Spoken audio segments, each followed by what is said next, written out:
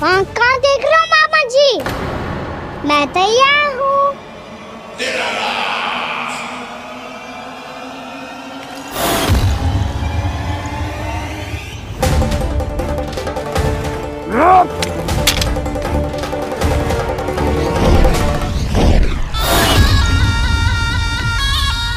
मामा जी, आप सदैव इसी तरह क्रोध में रहते हो क्या?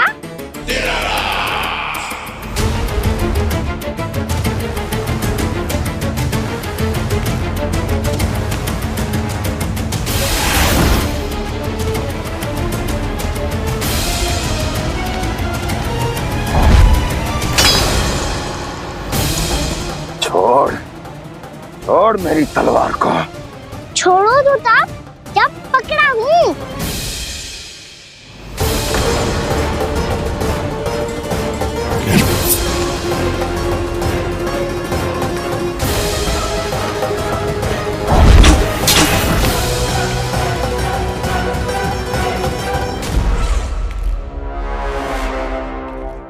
मामा जी,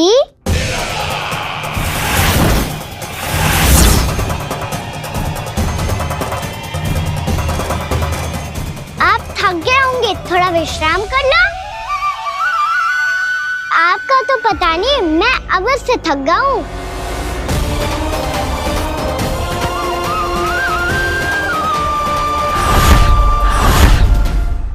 मेरे सिंहासन पर बैठने का तो साहस। अभी तो बस अभ्यास कर रहा था मामा जी। भविष्य में मुझे तो बैठना है यहाँ। आपने बल प्रयोग करके से अपने पिताजी से छीना था। मैं आज से छीन लूंगा। जो छल और बल से लिया जाए वो अधिक समय तक टिकता नहीं है मामा जी।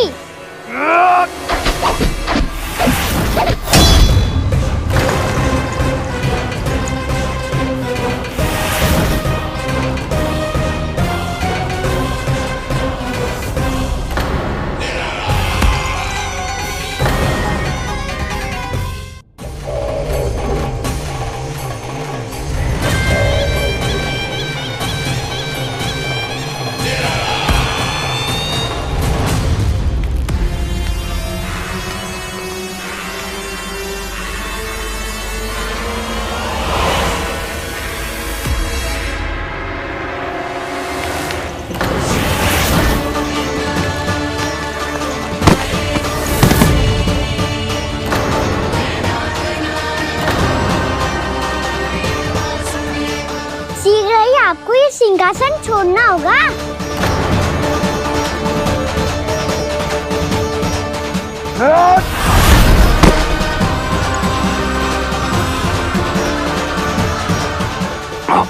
वो मेरा सिंहासन छीनना चाहता है। वो आ रहा है, वो आ रहा है। सैनिकों, सैनिकों!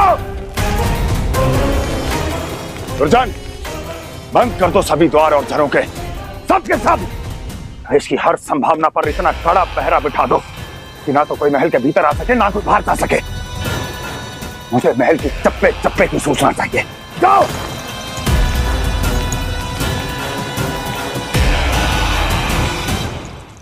सिंहासन।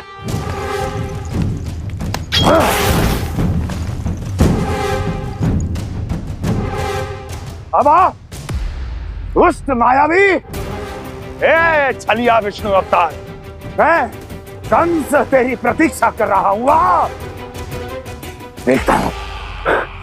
देखता हूँ मेरे सिंहासन पर कैसे बैठता है तू। मुझे तो बस कुछ समय चाहिए था, वो मिल गया। अब करते रहिए आप प्रतीक्षा।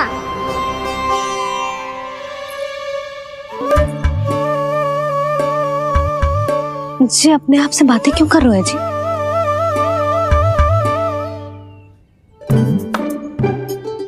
आप मुस्कुरा क्यों रहे हो?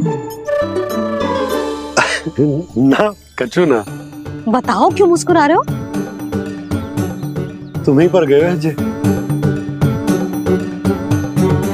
जब तुम व्रत करती हो तो तुम भी ऐसा ही करती हो। इसी प्रकार भूख अधिक लगने पर अपना ध्यान भटकाने के लिए स्वयं से ही बड़बड़ाती रहती हो। होगा। आपको तो बस मेरा उपहास उड़ाने के लिए बहाना चाहिए।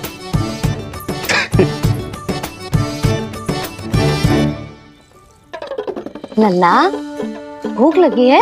ना मैया, व्रत करे तो भूख कैसे लगेगी?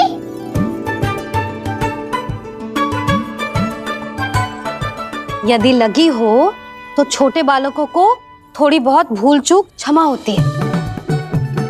कछु ना तो फल तो तू खा ही सकते है। अब तो पूरे नियम और विधि विधान से व्रत तोड़ूंगा। कल द्वादशी के सुबह मुहूर्त के अनुसार। ठीक है।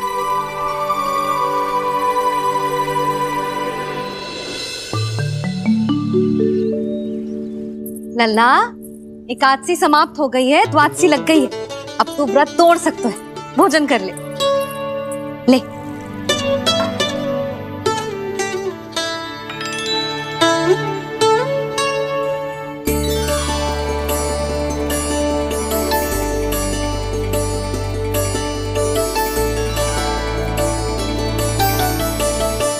आज तो कार्य कर लीजिएगा। मैं ना चाहती कि सब गांव वाले फिर से आपका उपहास उड़ाएं। अरे, इसी क्षण कार्य आरंभ करना आवश्यक ना है।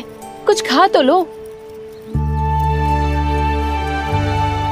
कल भी पूरे दिन व्रत में रहे, अब तो कुछ खा लो। ना ना, अभी बिल्कुल भूख ना है। और हाँ भगवान, तुम्हें चिंता करने की आवश्यकता नहीं है। आज मैं किसी को भी 2 शब्द कहने का अवसर नहीं दूंगा। अरे, कुछ खाओगे पियोगे नहीं तो कैसे रहोगे?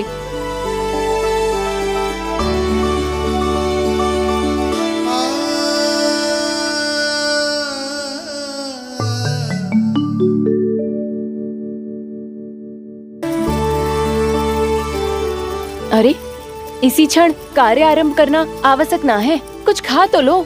ना ना, अभी बिल्कुल भूख ना है। और हाँ भगवान, तुम्हें चिंता करने की आवश्यकता नहीं है। आज मैं किसी को भी 2 शब्द कहने का अवसर नहीं दूंगा।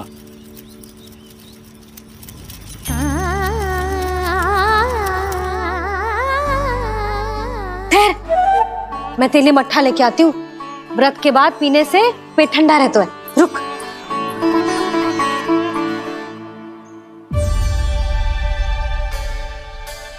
भक्तों ने अभी तक व्रत नहीं तोड़ा है, मैं कैसे तोड़ लूं? भूख कहाँ से होगी? श्री हरि नाम से पेट तो भर लेते हो। श्री हरि श्री हरि श्री हरि।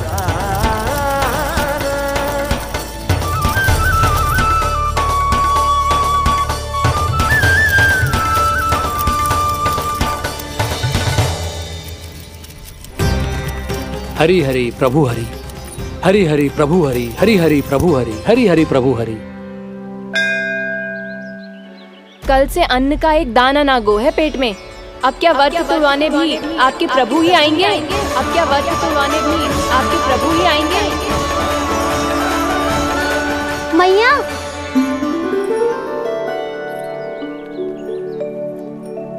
मैया पहले व्रत तोड़ के कछु खा तो लो। अभी ना, लौट के आने के बाद। हाँ,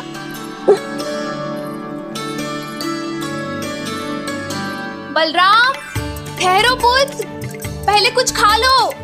व्रत तोड़ना आवश्यक होता है। मैया ने एकादशी का महत्व बताया। लगता है मुझे सबको द्वादशी पर व्रत तोड़ने समाप्त करने का महत्व बताना होगा।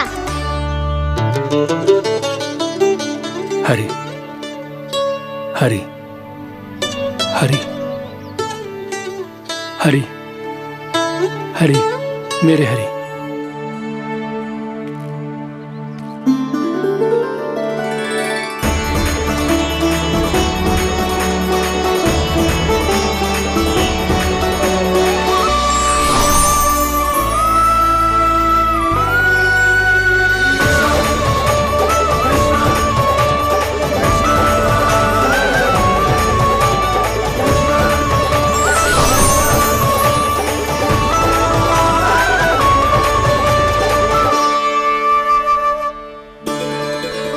अभी अभी तो मैंने बच्चों की माँ को वचन दिया था कि आज किसी को शिकायत करने का अवसर ना दूंगा, और अब मैं प्रभु श्री हरि की कल्पना जसोमती रानी के लल्ला में ही करने लगा। ना ना, ये ठीक ना है।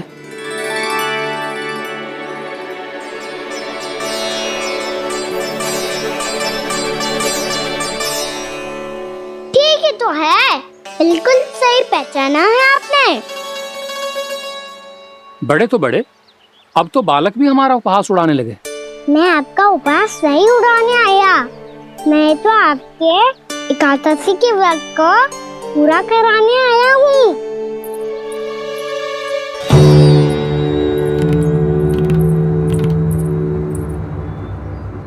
कान्हा,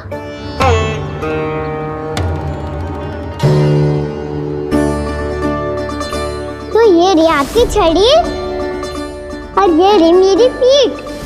सेक देना ताकत तोड़। आज तो इसकी पीठ सेक के रहूंगी मैं। मैया घर पे भूखी मुझे ढूंढ रही होगी। लो आज द्वादशी के दिन पहले प्रहर में भोजन करके अपना एकादशी का व्रत पूरा करो आप। धन्यवाद राजकुमार, पर अभी हमें भूख नहीं है, बहुत सारा काम पड़ा है, और अभी थोड़ी ही देर में शंकरी बहन भी अपनी मटकी लेने आती होंगी।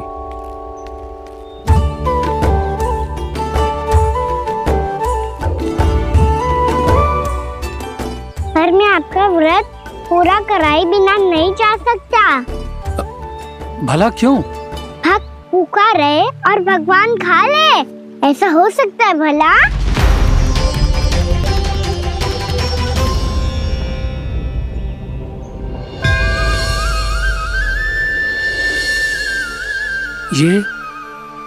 ये कैसा भ्रम हो रहा है मुझे लगता है अपना काम करना चाहिए। द्वादशी के पहले प्रहर में व्रत पूरा करना बहुत आवश्यक होता है, ना तो एकादशी का व्रत भी पूरा ना मानो जातो। इतनी सारी ज्ञान की बातें तुम्हें कैसे पता है लल्ला?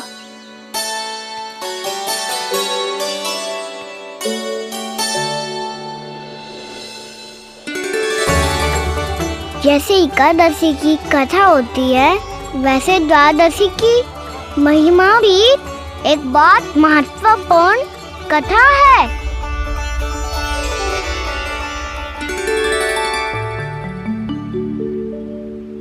कैसी कथा? बिल्कुल सही समय पे आई हो आप, क्योंकि आपको ये कथा आपको अवश्य सुननी चाहिए।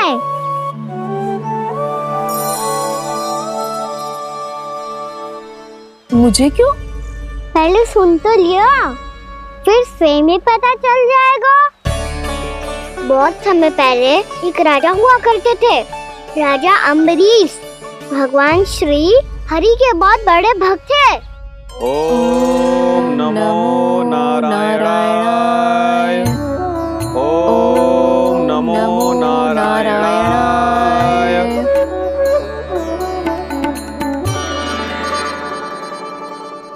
नेक पुण्य के काम करते थे वो। अपनी पत्नी के साथ हरि का नाम जपते रहते थे।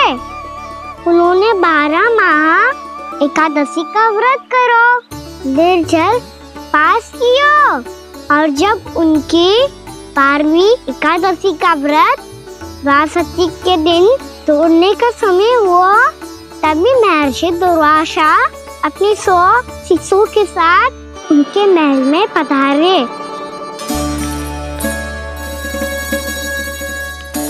प्रणाम स्वीकार करें महर्षि।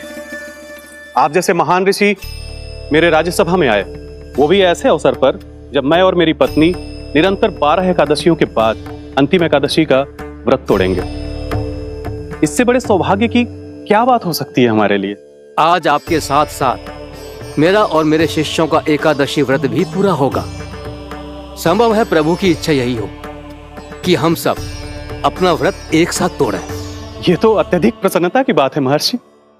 तो फिर ठीक है, हम सब यात्रा से थके हैं, व्रत तोड़ने से पहले हम स्नान करना चाहते हैं। जैसी आपकी इच्छा महर्षि। जब तक आप लोग लौटेंगे तब तक आपके सारे प्रबंध यहाँ हो चुके होंगे।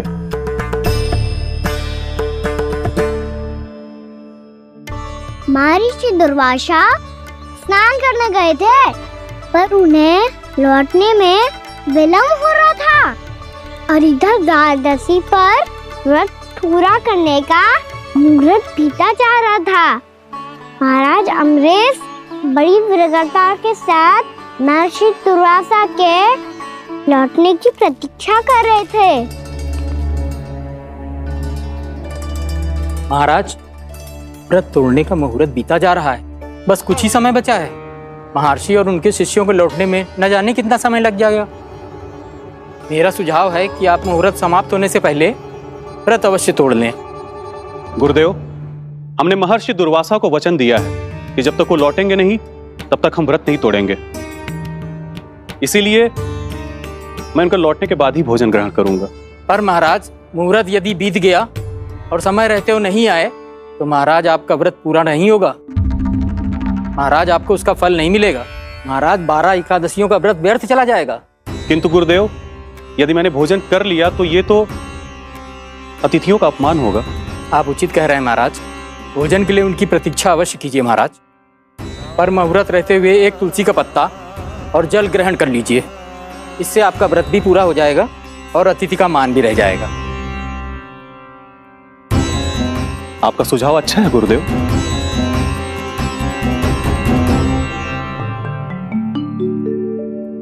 जैसे ही महाराज ने तुलसी का पत्ता खाया, वैसे ही महर्षि दुर्वासा लौट आए। महाराज,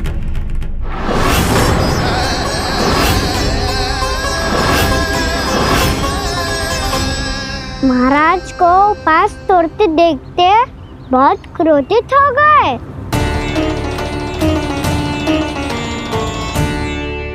बहुत बड़े भक्त हैं आप, परंतु आप ये नहीं जानते अपने अतिथियों के साथ कैसा व्यवहार करना चाहिए। आपने हमें साथ भोजन करने का वचन दिया था, पर अपना व्रत क्यों तोड़ा आपने? महर्षि, मैंने भोजन नहीं ग्रहण किया। कहीं मुहूर्त न निकल जाए इस कारण मैंने एक तुलसी का पत्ता ग्रहण कर लिया। 56 भोग खाया हो या एक पत्ता, अपना व्रत तोड़कर अतिथियों का अपमान किया है, मेरा अपमान किया है। अब आपको दंड भोगना होगा ताकि आप सीख पाएं कि अतिथियों के साथ कैसा व्यवहार होना चाहिए।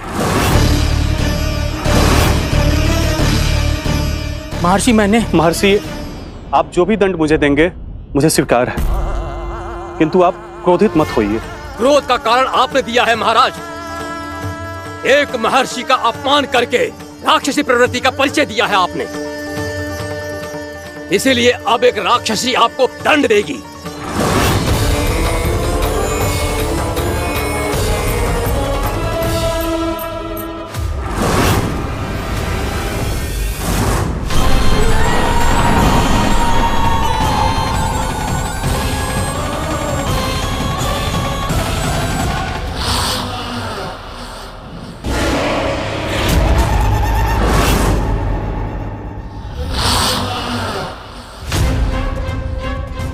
हे प्रभु, यदि मैंने सच में महर्षि का अपमान करने की भूल की हो तो मैं उसका परिणाम भोगने के लिए प्रस्तुत हूं। ओम नमो नारायणाय, ओम नमो नारायणाय नमः। महर्षि दुर्वासा को यह आभास ही नहीं था कि महाराज अम्बरीश ने उनका अपमान नहीं किया था, फिर भी उसे अपमान मान के वो श्री नारायण के भक्त पे संदेह कर रहे थे। मैंने भी तो भोला राम की भक्ति पे संदेह किया था। हे नारायण, ये क्या पाप हो गया मुझसे? संदेह किसी अपमान से कम ना हो तो, और भगवान सब सह सकते हैं, पर उनके प्रिय भक्तों का अपमान सहन ना कर सकते, इसीलिए उन्होंने अस्थिचेप करने का निर्णय लिया।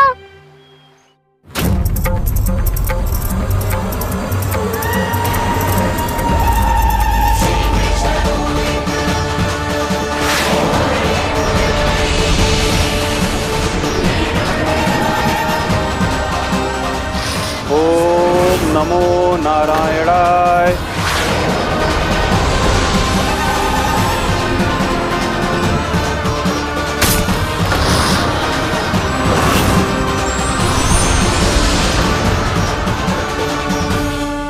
और फिर भगवान का वो सुदर्शन चक्र महर्षि दुर्वासा के पीछे पड़ गया।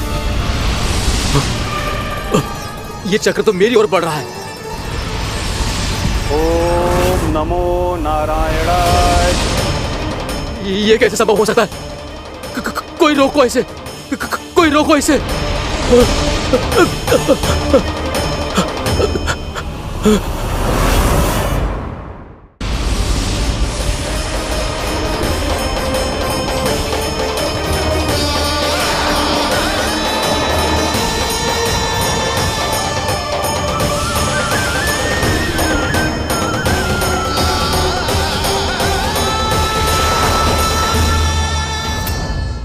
चक्र से अपने प्राण कैसे तैसे बचाते बचाते महर्षि दुर्वासा ब्रह्मलोक जहाँ पहुँचे।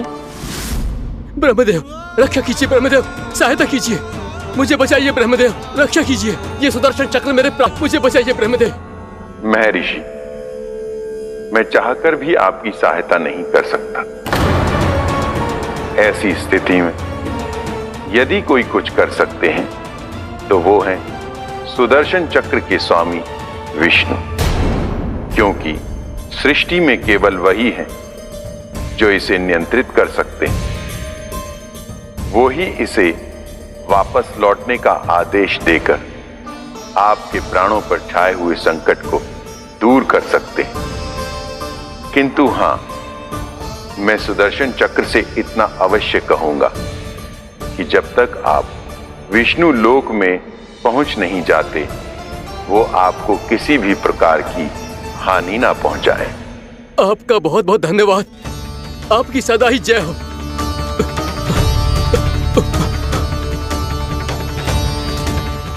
फिर क्या था? भागते भागते महर्षि दुर्वासा सीधे भगवान श्री हरि के शरण में बैकुंठ पहुंच गए। त्राहिमाम प्रभु, त्राहिमाम, मुझे बचाइए, मेरी सहायता कीजिए प्रभु, मेरी सहायता कीजिए। मैं आपके इस चक्र और ऊर्जा से नहीं भाग सकता प्रभु, कृपया करके अपने सुदर्शन को रोकिए, इसे वापस लीजिए प्रभु। यह असंभव है महर्षि। एक बार सुदर्शन चक्र मेरे हाथों से छूट जाए तो अपना उद्देश्य पूरा किए बिना, मेरे भक्तों की रक्षा किए बिना वापस नहीं लौटता।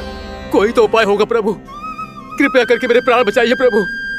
मैं सुदर्शन की ऊर्जा से जलकर भस्म नहीं होना चाहता प्रभु। आप जो कहेंगे मैं करूंगा प्रभु, मेरी सहायता कीजिए प्रभु, मेरी सहायता कीजिए। एक उपाय है, किंतु मुझे नहीं लगता कि आप वो कर पाएंगे। मैं अवश्य करूंगा, मैं अपनी प्राण रक्षा के लिए कुछ भी करूंगा प्रभु। आपने मेरे भक्त राजा अम्बरीश को भक्ति का कर्तव्य निभाने के लिए अपमानित और दंडित किया है महर्षि, पर भक्त की रक्षा करना भगवान का कर्तव्य है। इसलिए यदि आप भक्त राजा अम्बरीश के पास जाकर क्षमा याचना करें और यदि वो आपको क्षमा कर दे तो ही ये चक्र आपके प्राण लिए बिना लौट सकता है। अन्यथा आप तो जानते हैं महर्षि, मेरे भक्त का अपमान मेरा अपमान। भक्त का अपमान भगवान के अपमान से कम ना हो तो है। महर्षि दुर्वासा को भी ये बात समझ आई और फिर उन्होंने महाराज अम्बरीश से क्षमा याचना की। महाराज महाराज महाराज महाराज महाराज, मुझे क्षमा करें महाराज, मुझसे बहुत बड़ी भूल हो गई महाराज, मुझसे बहुत बड़ी भूल हो गई महाराज। महर्षि, आप हमारे चरण छुए ये उचित नहीं। महाराज, महाराज अम्बरीश, आप नारायण के सच्चे भक्त हैं। मैंने आपको अपमानित किया, दंडित करने का प्रयास किया महाराज। इस अपराध के लिए मुझे क्षमा कीजिए महाराज, और इस सुदर्शन चक्र से मेरे प्राण बचाइए महाराज।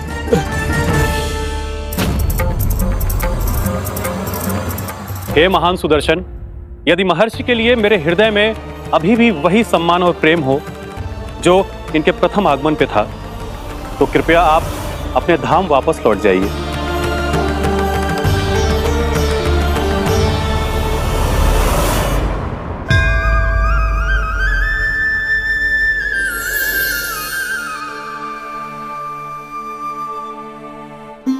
आपका बहुत बहुत धन्यवाद महाराज अम्बरीश। मैं आपको आशीर्वाद देता हूं कि आप देवराज इंद्र के समान शक्तिशाली हों। आपकी कीर्ति का पताका 10 दिशाओं में फहराए।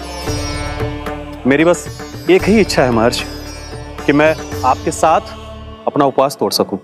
अवश्य महाराज, हम सब भोजन आपके साथ करेंगे और अपने आप को नारायण की सेवा में अर्पित करके व्रत को पूरा करेंगे, क्योंकि आज जो यहाँ हुआ है उससे सिद्ध हो चुका है कि एकादशी व्रत का फल द्वादशी की सुबह भोजन करने से ही प्राप्त होता है। इस कथा से हमें पता चलता है कि सभी को द्वादशी के सुबह भर पेट भोजन करके एकादशी का व्रत पूरा करना चाहिए। और दूसरी बात, भगवान की सच्ची भक्ति अपमान कभी ना करना चाहिए। उनके साथ सदैव प्रेम से व्यवहार करना चाहिए। यही भगवान को सबसे अधिक प्रिय है। भैया भोलाराम, मैंने भी श्री हरि पे तुम्हारे विश्वास का उपहास उड़ाया था, मुझे क्षमा कर दो। ना ना, आप क्षमा मांगकर मुझे लज्जित मत करो। आप तो मेरी बहन जैसी हैं। जब महर्षि दुर्वासा जैसे महान ऋषि को भी प्रभु के भक्त से क्षमा मांगनी पड़ी, तो मैं तो बहुत ही तुच्छ हूँ। मुझे आपकी किसी भी बात का बुरा ना लगा। पर पता है प्रभु को कौन सी बात कब बुरा रखता है? कौन सी बात? जब उनका भक्त भूखा रहे, हमें भी अपना व्रत पूरा ना करे। और जैसा कि आप सभी ने अभी कथा से सीखो है, एकादशी के व्रत को द्वादशी की सुबह अवश्य पूरा करना चाहिए। अब आप जाओ, अपना व्रत पूरा करो।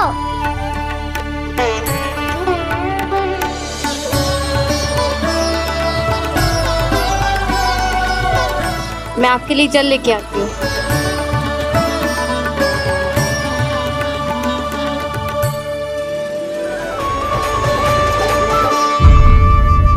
यशोमती मैया के नंद लाला। पक्षन, मैंने तो बस यही पक्षन बनाए थे। तुझे लक्ष्मी जी के पक्षन भीतर तक कैसे आ गए? किसने कर मुझे? इसका अर्थ तो ये है ना कि लक्ष्मी जी सच्ची में हमारे घर पधारी है।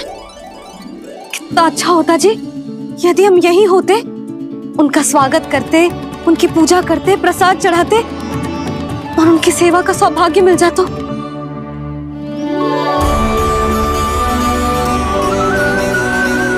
तो अभी भी मिल सकते हैं मैया। लक्ष्मी देवी सामने ही तो है।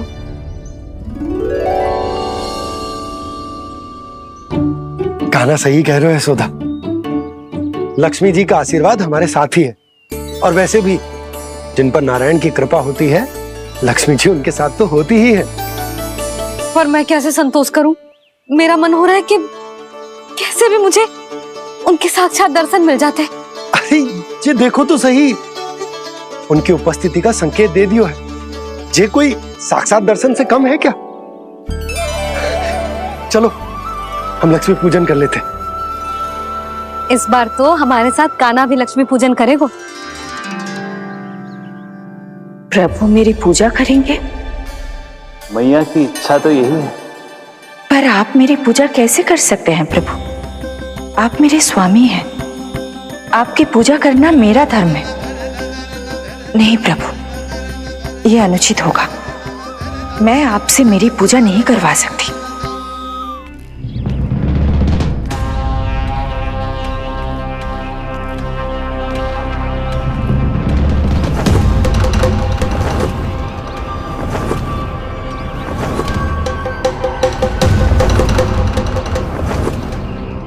बस करो बकासुर, बहुत हुआ ये लुका छिपी का खेल।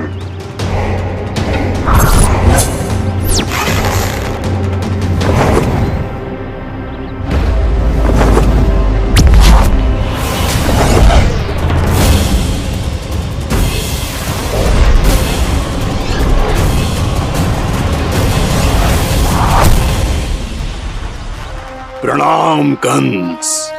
छिपे रहकर दूर से ही प्रणाम करोगे? सामने आओ बकासुर।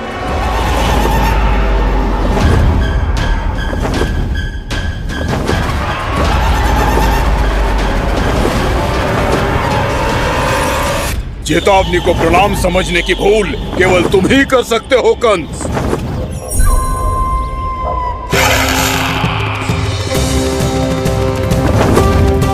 अनगिनत युद्ध करने के बाद भी जिसने पराजय का कड़वा स्वाद न चखा हो, उस अपराजय विजेता का अपमान करने की मूर्खता केवल तुम ही कर सकते हो बकासुर। अपने दिव्य अस्त्रों से किसे भयभीत कर रहे हो कंस? उसे जिसे संपूर्ण देवता भी मिलकर परास्त नहीं कर पाए थे। समय के साथ तुम्हारी स्मरण शक्ति पर धूल लग गई है बकासुर। भूल गए हो तुम अभी कुछ ही क्षण पहले जिस दिव्य अस्त्रधारी का तुम उपहास उड़ा रहे थे, उसी ने परास्त किया था तुम्हें।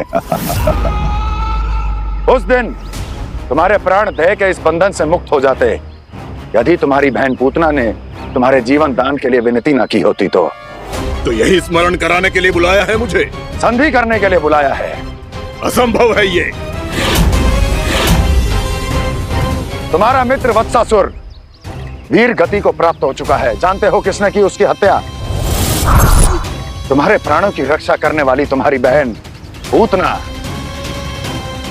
प्राण गवा चुकी है अपने। जानते हो किसने की उसकी हत्या? किसने मारा मेरी बहन को? किसने मारा मेरे मित्रों को? किसने बुलाई है अपनी मृत्यु? उसी ने जो मेरा भी शत्रु है। इसीलिए बुलाया है तुम्हें यहाँ पर संधि करने के लिए, प्रतिशोध का एक अवसर देने के लिए। तुम नाम बताओ उसका कंस।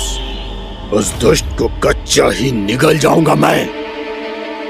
बोलो कौन है वो? एक बालक है, कृष्ण। किंतु वो एक विष्णु अवतार है बकासुर। किसी का भी अवतार क्यों ना हो, इसी क्षण से मैं हूं उसके काल का अवतार।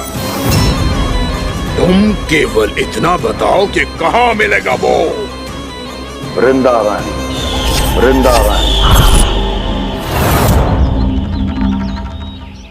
कान्हा, आजा, पूजा आरंभ करते हैं। नहीं प्रभु,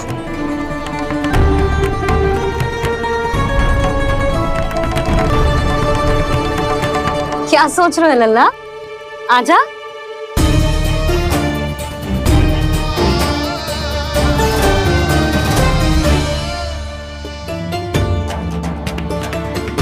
पहले इस राक्षस का सामना करना होगा मुझे, अन्यथा ये शुभ दिन को सबके लिए अशुभ बना देगा।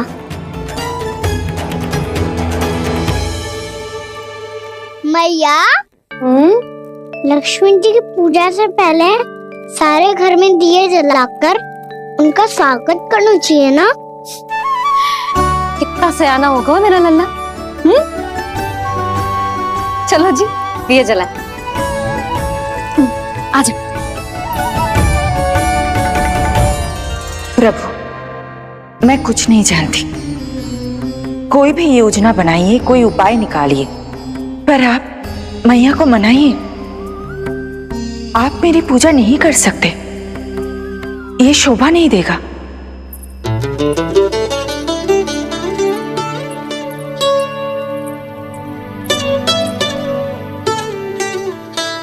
पहला दिया जलाएगो लल्ला? हाँ मैया। ले, ध्यान से लल्ला।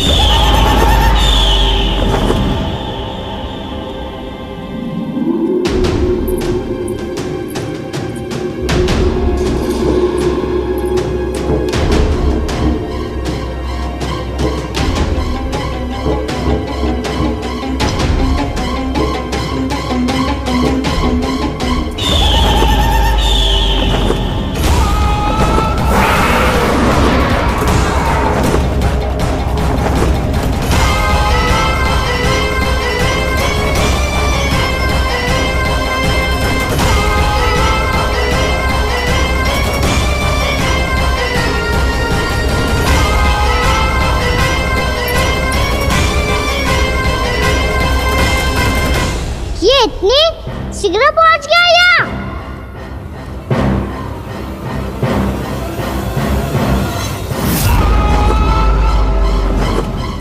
जी, श्वेत रंग का आकाश में क्या गया? सुनो जी, देखो आपने। जी तो अवश्य ही बहुत अशुभ संकेत है जी।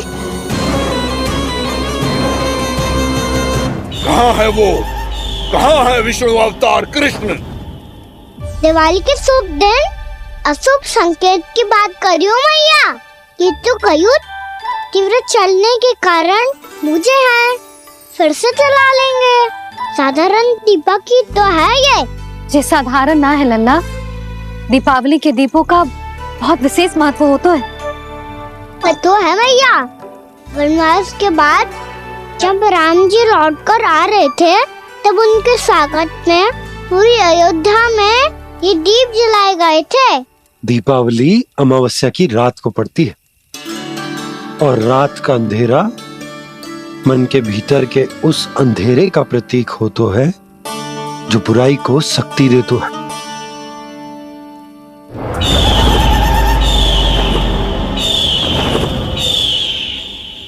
ये दीपक का तेल है ना, जे मन के विकारों का प्रतीक है। और जे बाती प्रतीक है हमारी आत्मा का। जब अमावस्या की अंधेरी रात में हम जो दीपक जलाते हैं ना, उसका अर्थ ये हो तो है तो जे बाती अर्थात कि हमारी आत्मा भक्ति के ताप में तप कर इस तेल अर्थात हमारे मन के विकारों को जला देती और आत्मा शुद्ध होकर परमात्मा के साथ एक हो जाती और फैल जाता है दसों दिशाओं में अच्छाई, सुख, शांति और ज्ञान का प्रकाश। समझो? साधारण अर्थ में कहते हैं कि दीपावली की रात जो दीपक का प्रकाश होता है ना, वो रावण की बुराई पर राम जी की अच्छाई का, उनकी जीत का प्रतीक होता है। समझ गो मैया, सब समझ गो।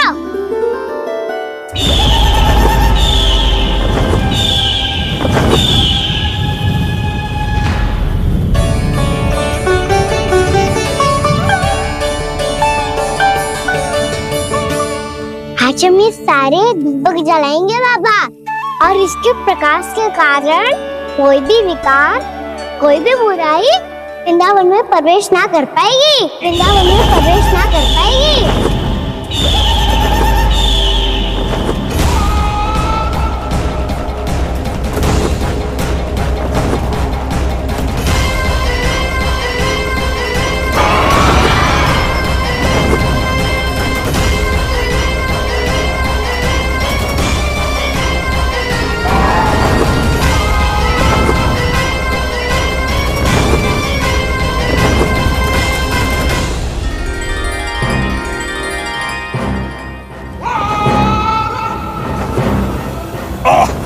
इतना तीव्र प्रकाश, इसके कारण तो कुछ देखना भी कठिन हो गया है।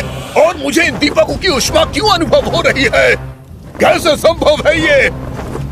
आज बुराई पर अच्छाई की विजय की रात है। आज वृंदावन के निकट आने का प्रयास ही ना करना बकासुर, अन्यथा इन दीपकों की लो तुम्हें जलाकर भस्म कर देगी। इन दीपकों की अग्नि तो सचमुच मुझे जला रही है।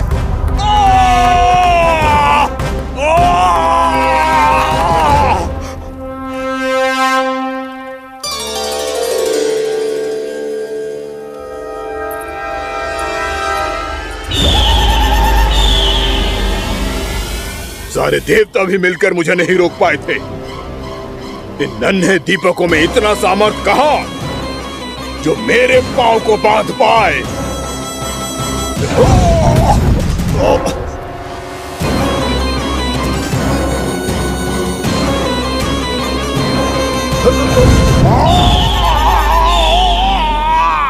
इन्हें अंधेरा मिटाने वाले साधारण दीपक समझने की भूल मत करो बकासुर। वृंदावन में जलने वाला हर दीपक उस भक्ति का प्रतीक है जिसकी लो मेरे भक्तों ने अपने हृदय में जला रखी है।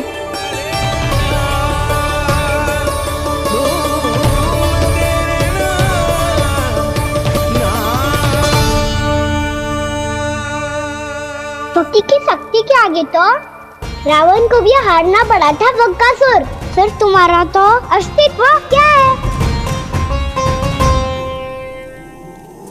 तो फिर अब मैं भी देखता हूँ ये दीपक कब तक तेरे वृंदावन को मुझसे बचाते हैं। जैसे ये सारे दीपक बुझ गए थे और चारों ओर अंधेरा छा गया था, मुझे लग रहा है अवश्य ही कोई बुरी ऊर्जा है हमारे आसपास। यशोदा, अंधेरे को भूल जाओ, चारों ओर बिखरे इस प्रकाश को देखो। जे मैया लक्ष्मी की उपस्थिति का संकेत, उनका आशीर्वाद हमारे साथ। आप अभी तक यही हैं देवी? मैं कैसे जा सकती हूँ? यशोमती मैया मेरे दर्शन करना चाहती है। जिनकी इच्छा आप नहीं टाल सकते, उनकी इच्छा का मान मैं ना रखूं, ये तो संभव ही नहीं है। आपने मनाया है ना, स्मरण है ना आपको? मैं आपसे अपनी पूजा नहीं करवा सकती। अब तो दीपक भी जल गए, इससे पहले कि मुहूर्त निकल जाए पूजा आरंभ करते हैं। चल आजा।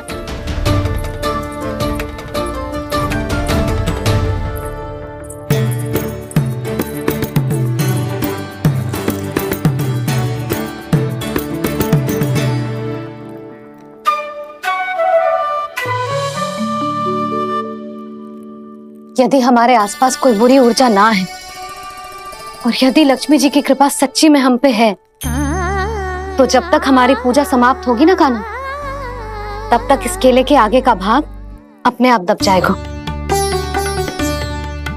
कान्हा, ये भी दीपावली की एक प्रथा है। इससे पता चलता है कि माँ लक्ष्मी की कृपा हम पर बनी हुई है कि ना।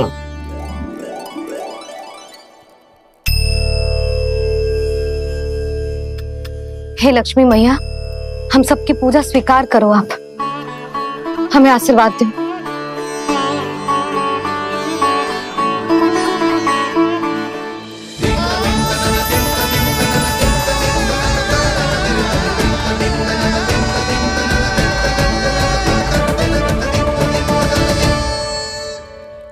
आपने सही कही थी जी, मैया लक्ष्मी का आशीर्वाद हमारे साथ ही है, सच्ची में हमारे साथ यही है।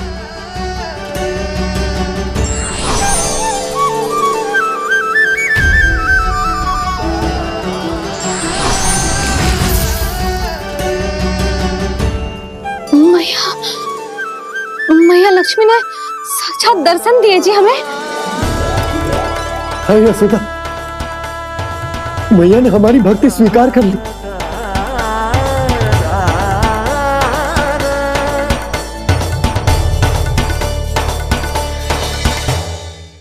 आजा लन्ना, यहाँ बैठ, पूजा आरंभ कर दे।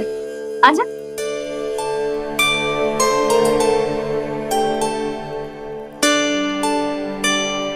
प्रभु नहीं,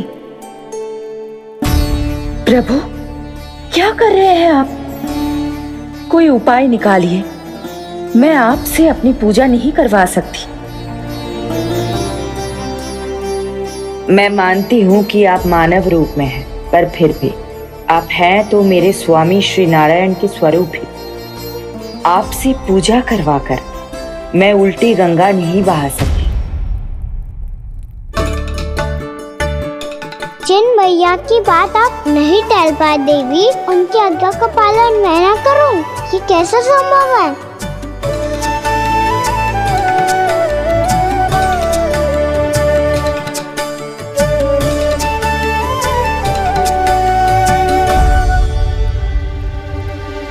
पर आप इतनी विचलित क्यों हो रहे हो? प्रेम और पूजा में कोई अंतर नहीं होता। मैं कोई भी अवतार क्यों ना ले लूं, मेरा प्रेम तो सदा आपके साथ ही है। तो फिर मैं आपकी पूजा करूं या आप मेरी, इससे क्या अंतर पड़ता है?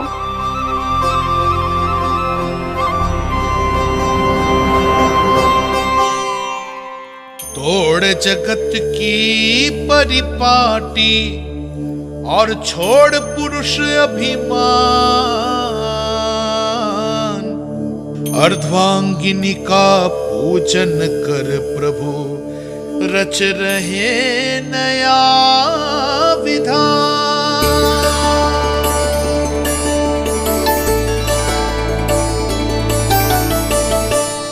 इस अवतार में मुझे आपका साथ कब मिलेगा प्रभु? इधर के राजा विष्णु की पुत्री रुक्मिणी के रूप में शीघ्र ही आपका जन्म होगा। हमारे मिलन के लिए आपको थोड़ी लंबी प्रतीक्षा करनी होगी देवी, क्योंकि उसके पहले मुझे अपने अन्य दायित्व निभाने हैं और कंस के राक्षसों का सामना भी तो करना है।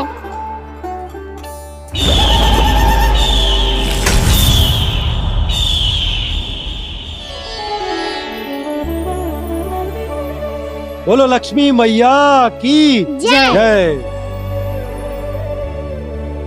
सच्ची में आज बहुत ही शुभ दिन है।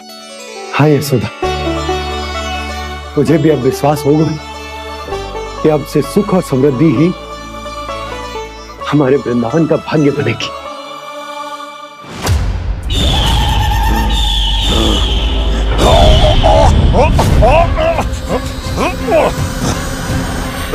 इन दीपकों का प्रकाश सैकड़ों सूर्यों की भांति चुभ रहा है मुझे।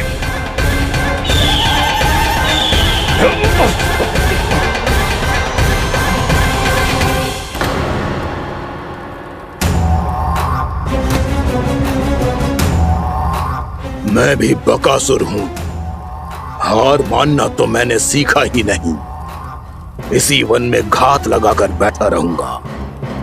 जैसे ही ये दीपक बुझेंगे, मैं इस वृंदावन पर और उस विष्णु अवतार पर आक्रमण कर दूंगा। नहीं छोड़ूंगा उस मायावी कृष्ण को। उसने मेरी बहन पूतना का वध किया है। नहीं छोड़ूंगा उस मायावी कृष्ण को। नहीं छोड़ूंगा उस मायावी कृष्ण को। चाहे जितनी बार मेरा नाम जप लो बकासुर, इसका फल तो तुम्हें कल ही मिलेगा।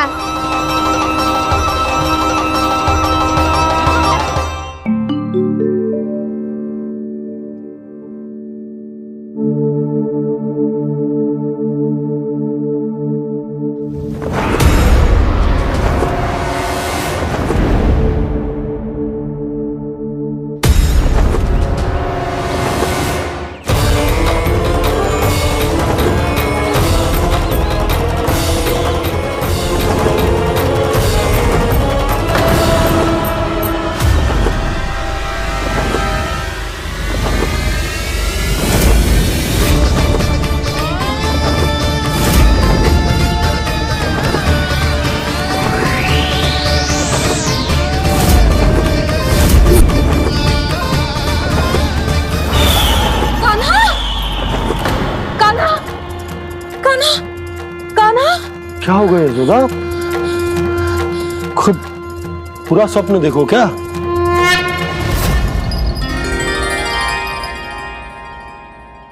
अरे वाह कान्हा, आज तो समय से पहले तैयार होगा तू। तैयार तो होना ही था बाबा। इससे पहले कि राक्षस वृंदावन आकर विध्वंस करे, मुझे वन जाके उसका सामना करना है।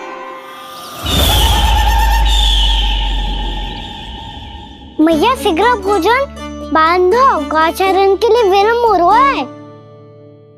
ना, आज कहीं ना जाएगो तुम। आज घर पे विश्राम कर। ऐसा क्यों कह रही हो यशोदा? हर बार क्यों का उत्तर देना आवश्यक ना है जी। मैं ना चाहती आज जे जाए, तुझे ना जाएगो बस। और जे ही क्यों, आज अन्य बालक भी वन में ना जाएंगे गौचारण के लिए। आप गोपो को भेज दो। पर मैया गौचारण कराना तो मेरा दायित्व है। और तेरी देखभाल करना, तुझे सुरक्षित रखना मेरा दायित्व है। बाबा,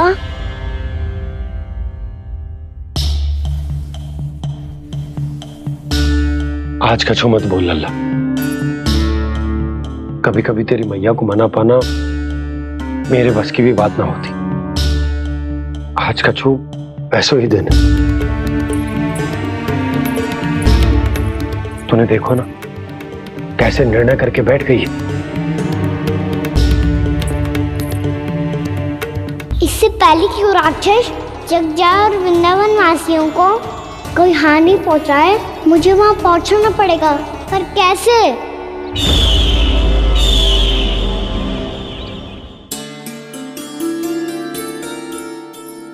मैया,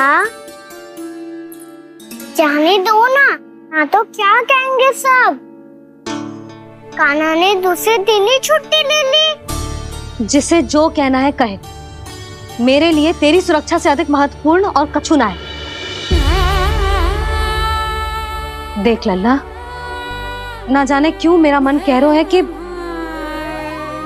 आज वन सुरक्षित ना है, इसीलिए हट मती कर। आज किसी भी मूल्य पे जाने ना दूंगी तुझे।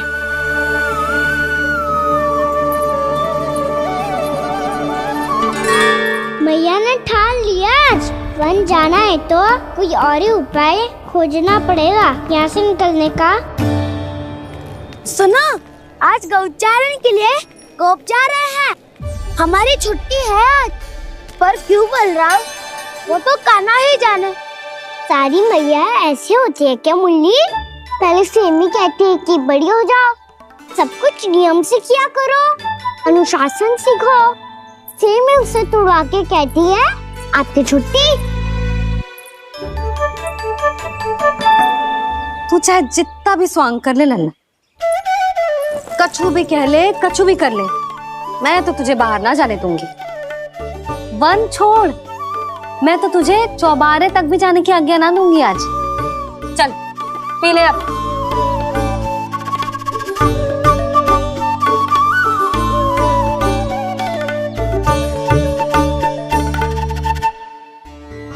आप समझ नहीं रही हो, मैं नहीं गया तो बहुत बड़ी समस्या हो जाएगी मैया।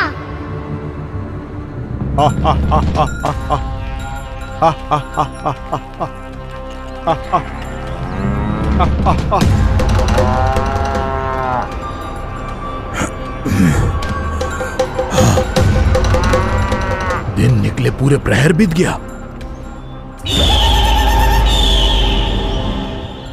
इन गोपों में तो कोई भी बालक नहीं है, परंतु कंस ने तो कहा था कृष्ण गोपालक है।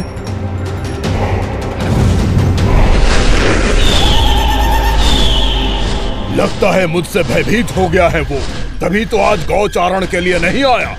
पर मैं भी वकासुर हूँ, जल में छिपी हुई मछलियों को ढूंढ निकालना बहुत अच्छी तरह आता है मुझे।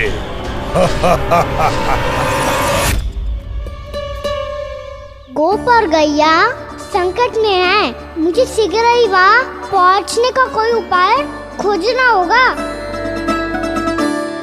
क्या सोच रहे हो? शीघ्र समाप्त कर, चल। शीघ्र समाप्त करके भी क्या करूँगा मैया? आप मुझे कहीं तो जाने ही दूंगी ना, जाके सिखाओं के साथ भी ना खेल सकता। वो तो है, पर मैं भी तो हूँ, मेरे साथ तो खेल सकते हो है ना? सच्ची? सच्ची। जो मैं खेल बोलूँगा वही खेल खेलोगे आप? हाँ। आप मिठोली खेलते हैं? बहुत दिन हो गए। ठीक है, पर पहली पट्टी तेरी आंख में बांधने की लल्ला।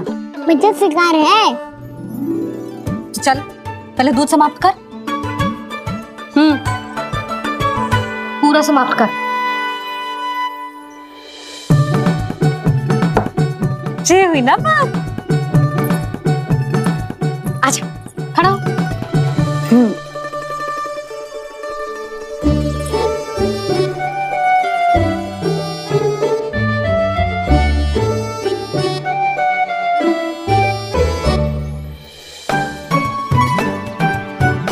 कुछ दिख तो ना रहा।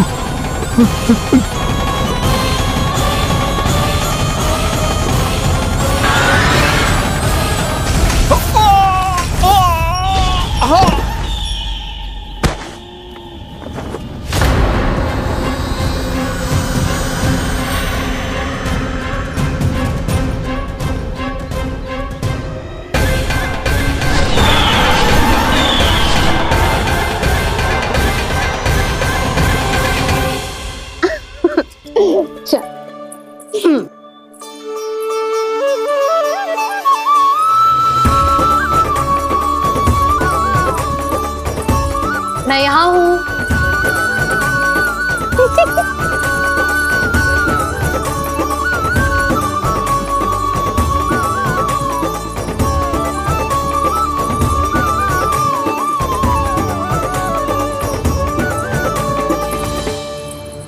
इससे पहले कि वो राक्षस किसी को हानि पहुंचाए, मुझे उस तक पहुंचना होगा।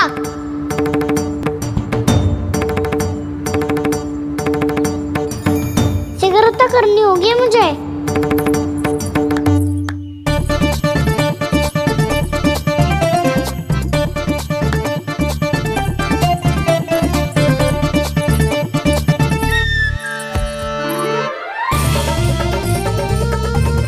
पकड़ लियो मैया, पकड़ लियो। हाँ हाँ पकड़ लियो। पर तू तो अभी वहां था ना, यहाँ कैसे आ गया? आप भी तो वही थी मैया। सिकरा यहाँ कैसे आ गए? बहाना बनाने से ना बनूंगा मैं। चलो अब आपकी बारी। हाँ हाँ ठीक है।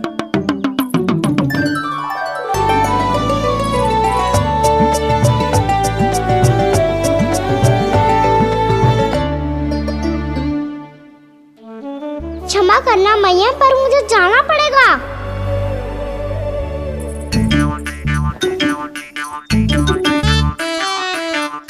मैया पकड़ो मुझे। कहाँ है नंदा?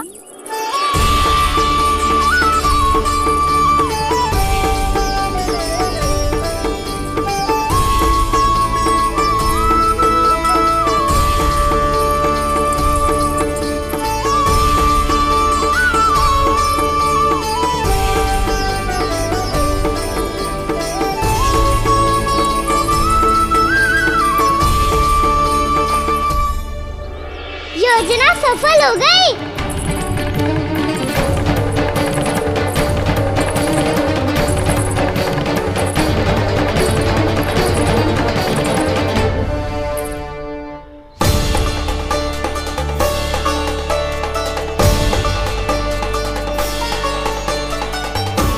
मुझे माफ करना मैया, आपको बिना बताए जाना पड़ रहा है।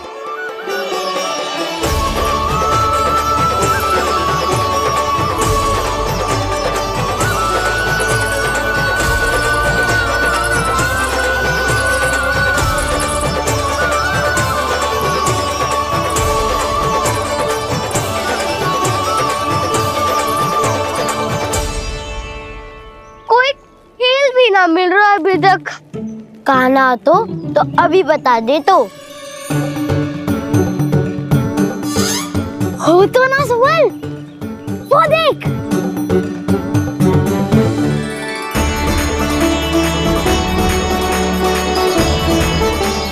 क्या कर रहा है इतनी शीघ्रता में? वन की ओर जा रहा है, वो सारे कर रहे। चले। हाँ।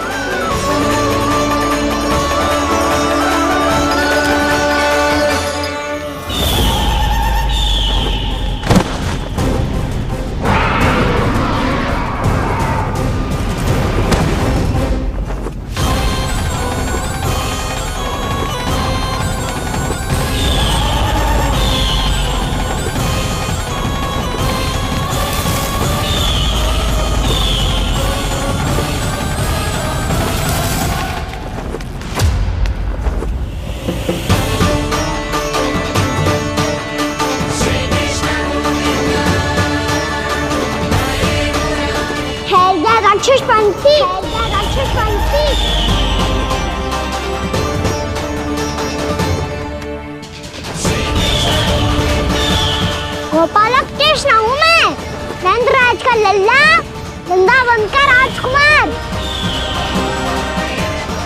मेरे रहते तो मेरी प्रजा को कोई हानि ना पहुंचा सकता। तू है कृष्ण? तुझ पर क्या प्रहार करूं मैं? मुझे तो लगा था विष्णु की तरह तेरे एक हाथ में चक्र होगा, दूसरे में गदा, पर तू तो नन्हा सा बालक है। कोई शक्ति नहीं है तेरे पास और ना ही है कोई अस्त्र या शस्त्र। तेरा सामना करने के लिए मुझे अस्त्र और शस्त्रों की आवश्यकता ना है राक्षस। वकासुर नाम है मेरा, वही वकासुर जो अपनी बहन पूतना की हत्या का प्रतिशोध लेने आया है।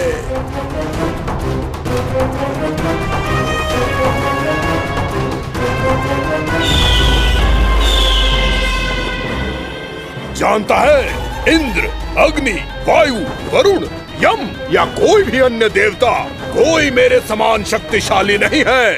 और तू मुझ जैसे पर्वत के सामने एक तिनके जैसा तू करेगा मेरा सामना? तू रोकेगा मुझे? बस एक ही प्रहार में तुझे अपना आहार बना लूंगा मैं। छोटा चना बाजेगा ना? धमकियां देने से युद्ध नहीं जीते जाते बदकसूर। जो कार्य हो करके दिखाओ।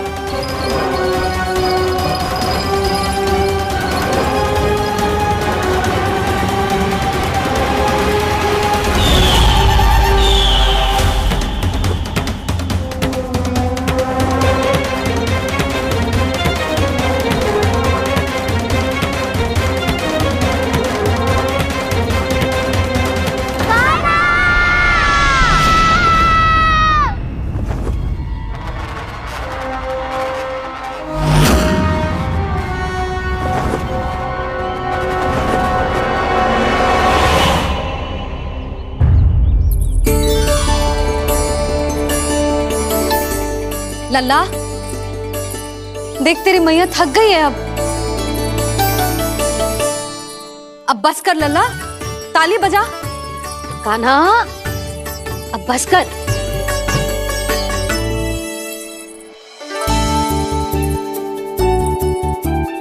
ताली बजा, ताली बजा, कोई संकेत तो दे, बता कहाँ है तू? पकड़ लिया।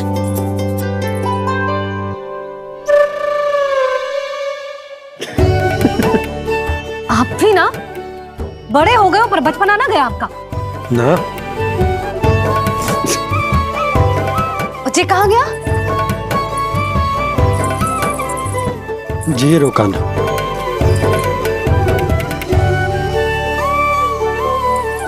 फिर से मेरे साथ छल करके भाग गए और गए हो कहाँ?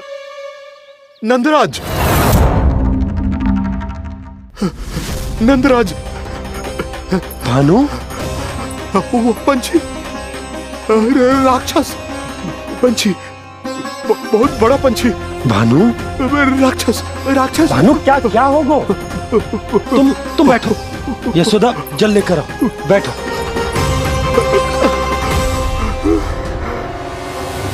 यदि आपको भूख लगी है तो मुझे खा लो, पर मेरे सखाओं को छोड़ दो पंछी जी। आप मुझे ही खा लो, लेकिन कान्हा को छोड़ दो।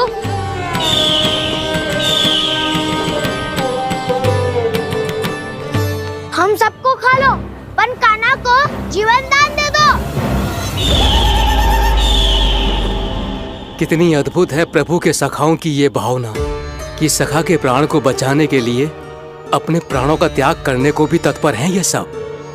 देवराज, वैसे तो प्रभु क्षण भर में सब कुछ संभाल सकते हैं, पर हमें अपना कर्तव्य निभाना होगा।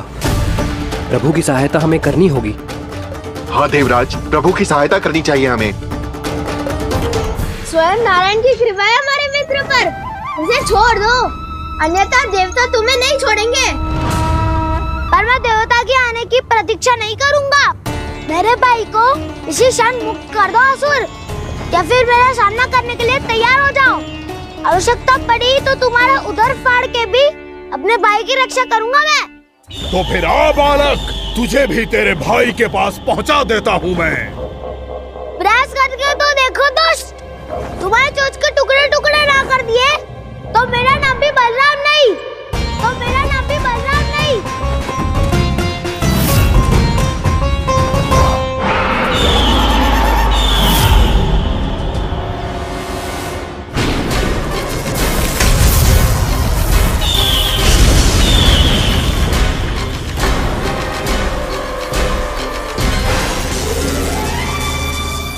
तेरी प्रार्थना स्वीकार हो गई मधु। हमारे कान्हा की रक्षा करने स्वयं देवता आ गए।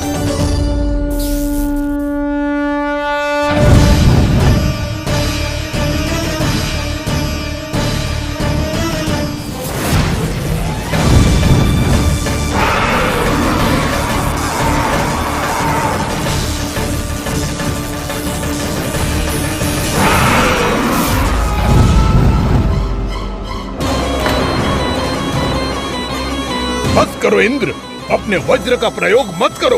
तुम्हारे प्रहार से मुझे गुदगुदी हो रही है।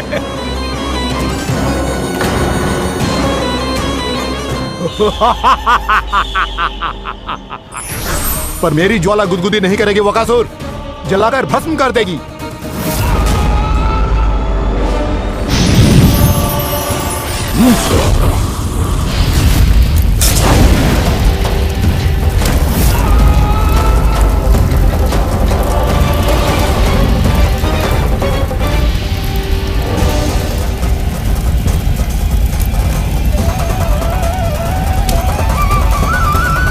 क्या बहुत बड़ो? बहुत बड़ो पंछी। पंछी? बहुत बड़ो पंछी। पंछी नहीं, वो राक्षस कान्हा को निगल गया। हाँ?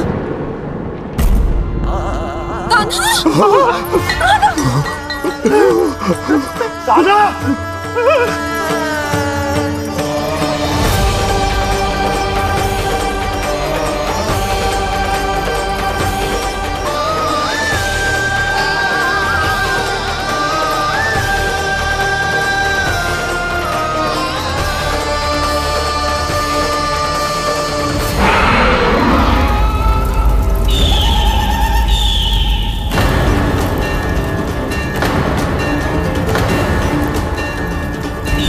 मेरे उदर की जठराग्नि भी तुम्हारी ज्वाला से अधिक तीव्र है अग्निदेव।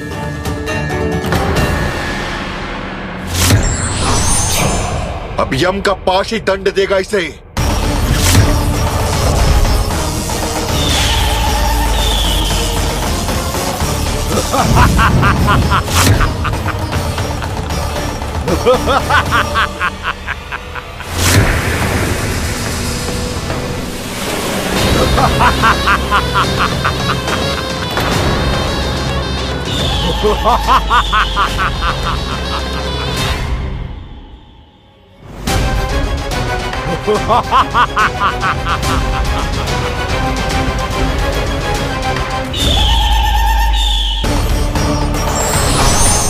अब यम का पास ही दंड देगा इसे।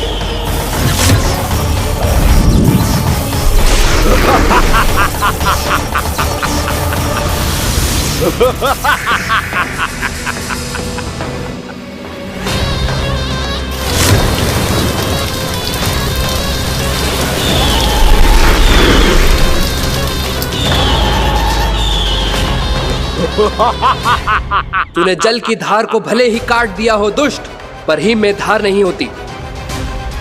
अब मेरी हिम शक्ति तुझे जमाकर नष्ट कर देगी।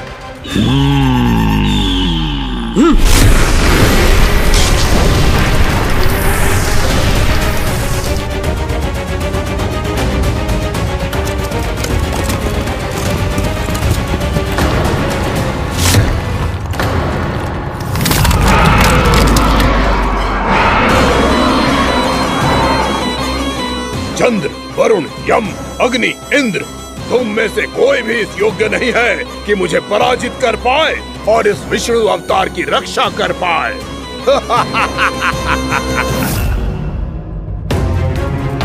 इस असुर को तो देवता कुछ ना बिगाड़ पा रहे हैं। अब क्या होगा कान्हा का? बकासुर, मैं अपनी किरणों की ताप से तुझे छल्दी छल्दी कर दूंगा।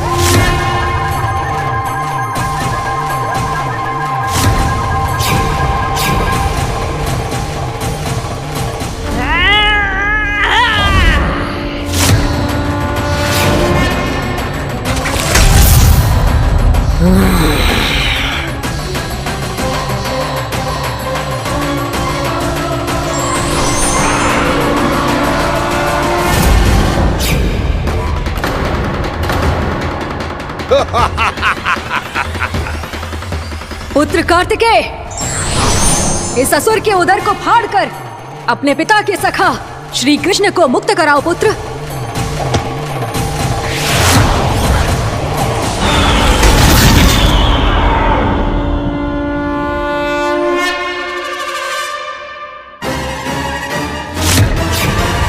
मैंने कहा था तुम में से कोई भी मेरा बाल भी बांका नहीं कर पाएगा।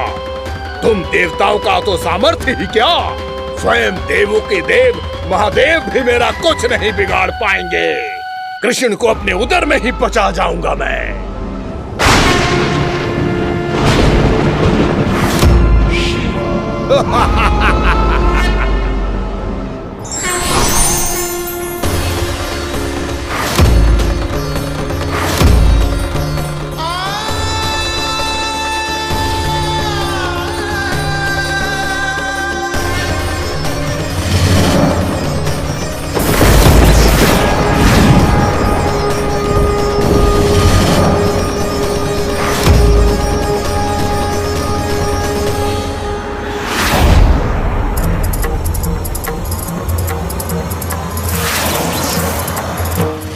शिव शंकर का त्रिशूल है। एक ही बार में इस असुर का प्राण ले लेगा ये।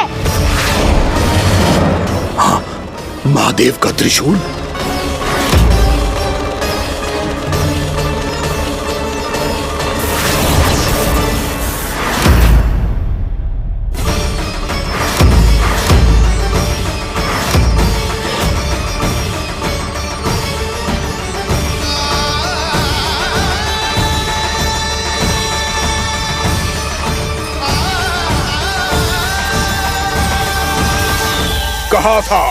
कहा था मैंने, स्वयं महादेव भी मेरा कुछ नहीं बिगाड़ सकते।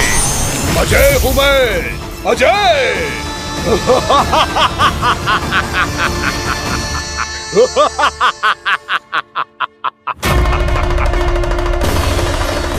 प्रभु, आपके त्रिशूल की महिमा तो अपरंपार है, तो फिर ये ठहर क्यों गया? आपने अपने त्रिशूल को वापस क्यों ले लिया महादेव? इस दुष्ट का संहार क्यों नहीं किया? क्योंकि इसकी मृत्यु मेरे हाथों नहीं, मेरे सखा नारायण के अवतार श्री कृष्ण के हाथों ही होगी, और यही विधि का विधान है। पर पिताजी, श्री कृष्ण तो इस असुर के उदर में फंसे हुए हैं, हम उन्हें मुक्त कैसे कराएंगे? ये उन्हें स्वयं ही मुक्त करेगा पुत्र। श्री कृष्ण अपने अपमान से क्रोधित नहीं होते, पर अपने भक्तों का अपमान वो क्षण भर भी सहन नहीं कर पाते। वकासुर यही भूल कर रहा है, हम सबका निरंतर अपमान करके वो उन्हें क्रोध दिला रहा है। वो ये नहीं जानता कि शीघ्र ही उन्हें अपने उदर में रख पाना उसके लिए असंभव हो जाएगा।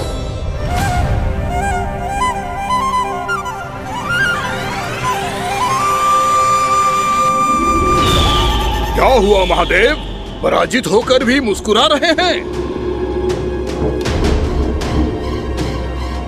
पर अब तो महादेव कहलाने के भी योग्य नहीं रहे आप। असफल देवताओं की इस अयोग्य सेना को लेकर चले जाइए यहां से। ना ये मेरा सामना कर सकते हैं और ना ही आप। मेरी शक्ति के सामने आप अक्षम हैं महादेव।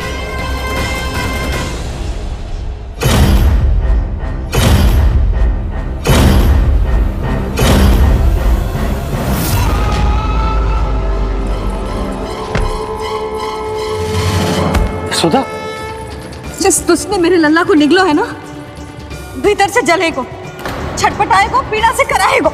जिस दुष्ट ने मेरे लल्ला को निगलो है ना, भीतर से जलेगो, छटपटाएगो, पीड़ा से कराएगो। ये क्या हो रहा है मुझे?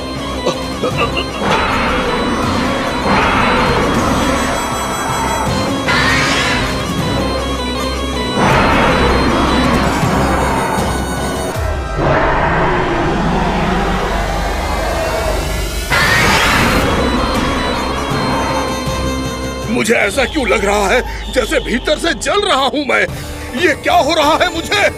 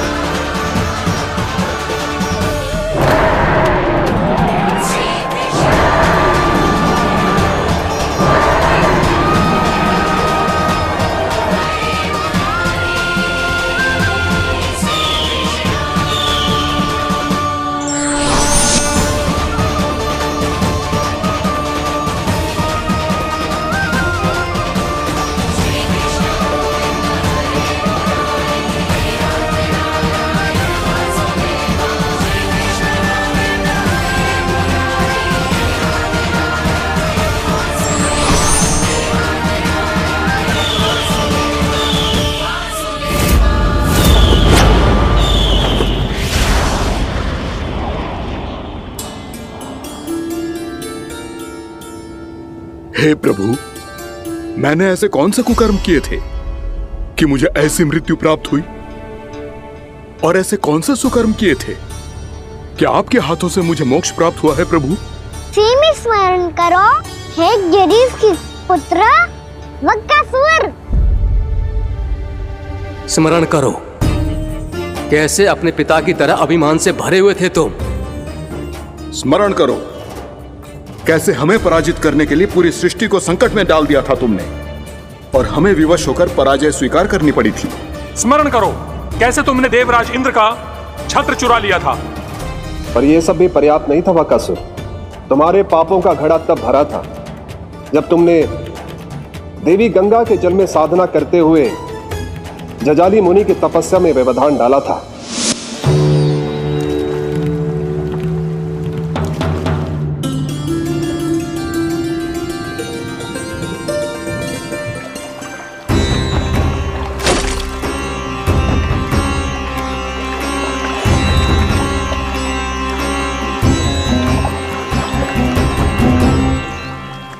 रुक क्यों गए चालक? नौका को आगे की ओर ले चलो। आगे बढ़ना उचित नहीं होगा महाराज। यहाँ से कुछ ही दूरी पर जालजली मुनि तपस्या कर रहे हैं।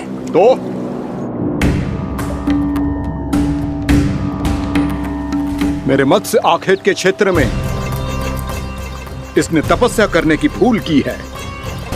मेरे ही राज्य में मेरा कोई क्षेत्र मेरे लिए वर्जित हो, यह मुझे स्वीकार नहीं है।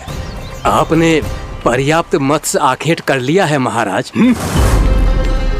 यदि तुम इन मछलियों का आहार नहीं बनना चाहते हो, चुपचाप मेरी आज्ञा मानो। क्षमा, क्षमा महाराज।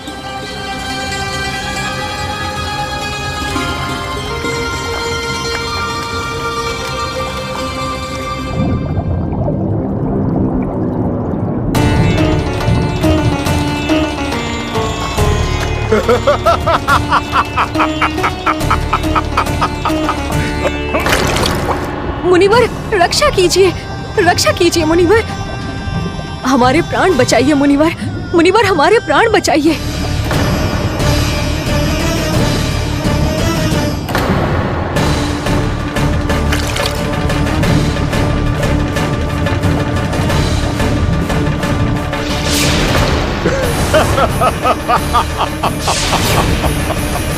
ठहर जाओ असुरराज, इन मछलियों को हानि ना पहुंचाओ। क्यों मुनि? अब मछलियां पकड़ने के लिए मुझे तुमसे आज्ञा लेनी पड़ेगी। तुमने तपस्या करने से पहले किससे आज्ञा ली थी? मां गंगा से, इस जल में रहने वाली सभी मछलियों से। इस उपकार के बदले इन सभी मछलियों को रक्षा करने का वचन दिया था। इसीलिए असुरराज, मैं शांति से कह रहा हूं, इस स्थान को अशुद्ध ना करो, चुपचाप यहां से चले जाओ, नहीं तो इसका परिणाम अच्छा नहीं होगा।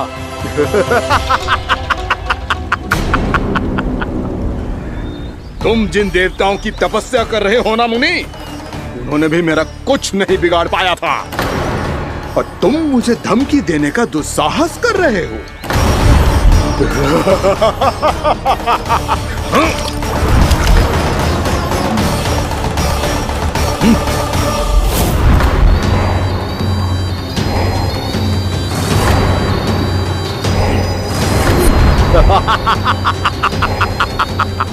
मूर्ख, विचारों से तो तू राक्षस है ही, और स्वभाव से उस बगुले की तरह है जो भूख ना होने पर भी उन निर्दोष मछलियों को आहार बनाता रहता है। इसलिए अभी इसी क्षण से तू वकुला का जीवन जिएगा। ये मेरा श्राप है, ये मेरा श्राप है।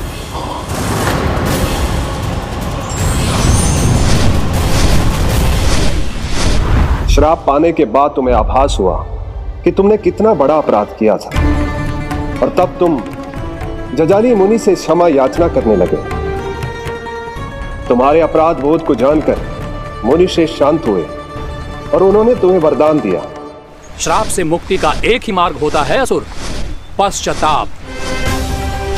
तुम्हें अपने भूल का पश्चाताप है, इसीलिए मैं तुम्हें वरदान देता हूं। तुम्हें मेरे श्राप से मुक्ति अवश्य मिलेगी। स्वयं प्रभु श्री नारायण के अवतार इस बगुले के देह के बंधन से तुम्हें मुक्त करेंगे।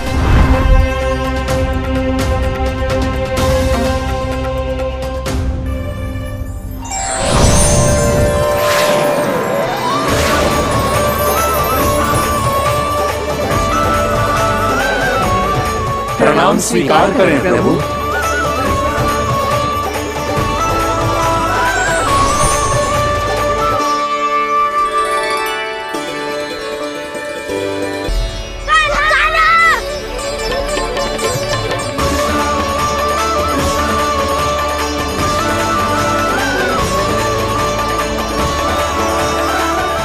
मुझे ना बताओ कि तुम सबने क्या देखा है, चाहे जो देखा है, बस मैया से कछु मत ही बताना। ताना!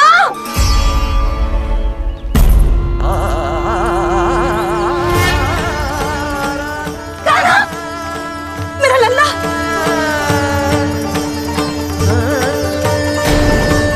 भानु बता रहा था तुझे कोई असुर पंछी निकल गया था। हाँ?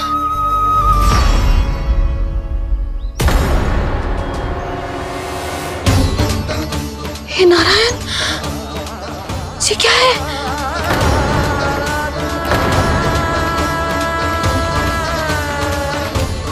ये सब कैसे हुआ लल्ला? हाँ? कोई बताएगा मुझे ये क्या है?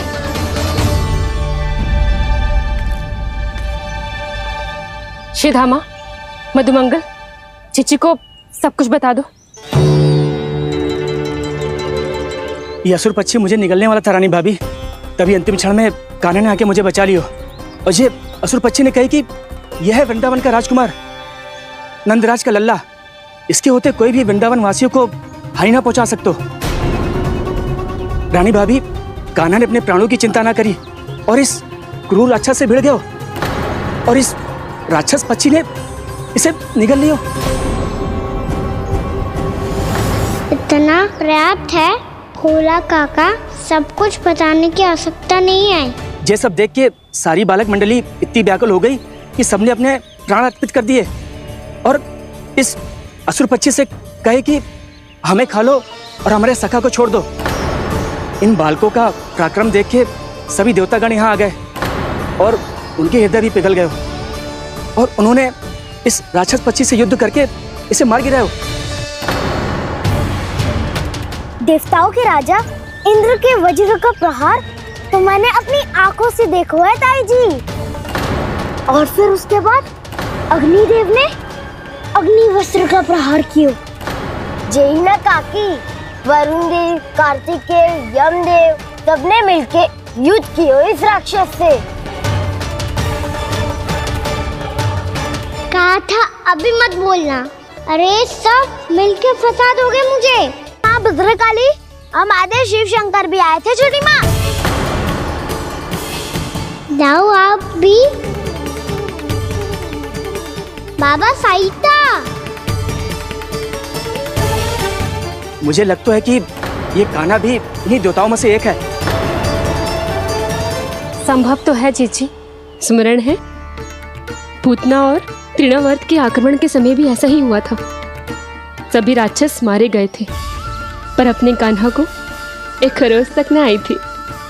हाँ जीजी, मुझे लगता था कि श्री नारायण की विशेष कृपा है हमारे कान्हा पे, पर अब तो देख के लग रहा है कि हमारा कान्हा ही स्वयं श्री नारायण है।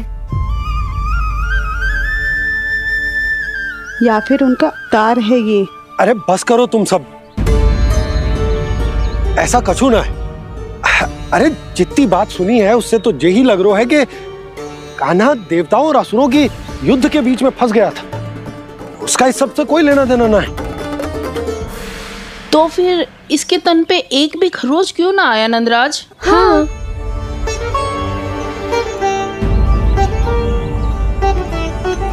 है काकी, खरच तो है। दिखा लल्ला। भैया बात पीड़ा आ रही है, कुछ करो ना। चिकोपिया भी ना अति करती है। श्री नारायण का अवतार हो तो इतनी तनिक सी खरोच पे ऐसे रो तो क्या? बस बहुत होगा। अब तो तुम सबने सीमा ही पार कर दी है। कभी से श्री नारायण बुलाते हो, कभी श्री नारायण का अवतार। तनिक कछु हो ना जाता है कि तुम सब कहानियां बुनने लगती हो। जे बस साधारण सा बालक है, मेरा लल्ला है जे भगवान मत ही बनाओ।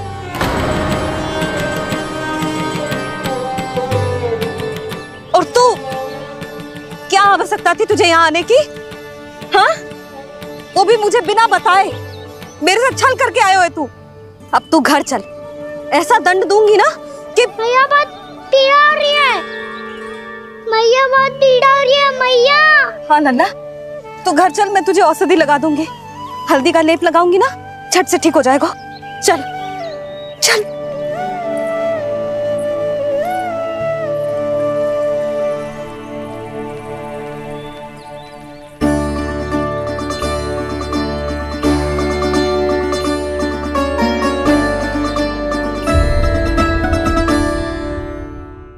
बहुत पीड़ा हो रही है मैया।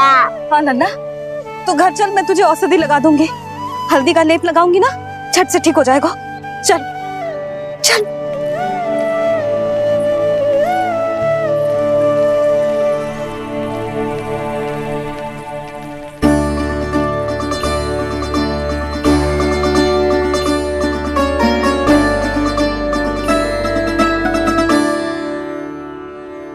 बस लल्ला बस, रो मत।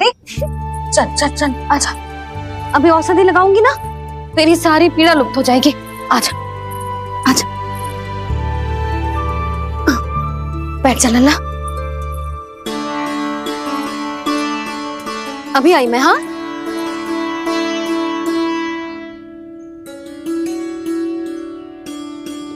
मैया। अरे तो अभी तक रो रो है? क्या कह रही थी सारी गोपियां? बता। के मेरा लल्ला श्री नारायण का अवतार है, दिव्य है, भगवान है। और जो भगवान इतनी छोटी सी चोट पे रोते हैं क्या?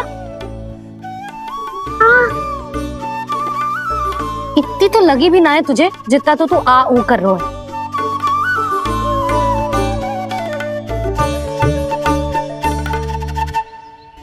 आओ ना करूंगो।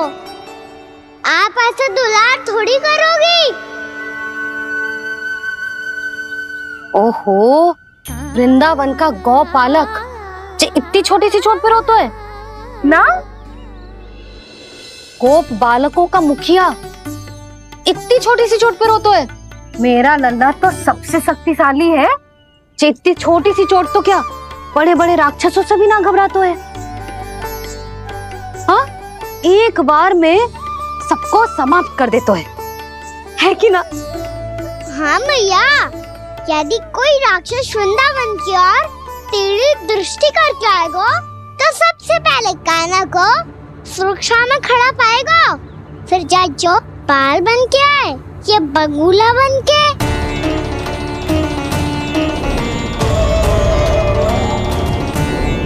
ना लल्ला, सोचो भी मती।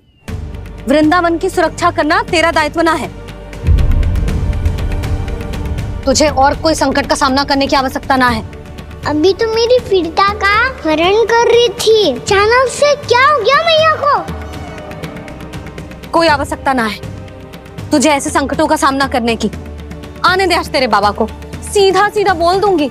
बहुत हो गए उनके तर्क वितर्क। मेरा फूल सा लल्ला वन में अकेले गौचारण के लिए ना जाएगो। आज बगुले ने निकल लियो, कल कछु और हो जाए तो? नारायण ना करे, कहीं कछु ऊंच नीच तुझे कछु हो जाए तो? मैं तो जीते जी मर जाऊंगी।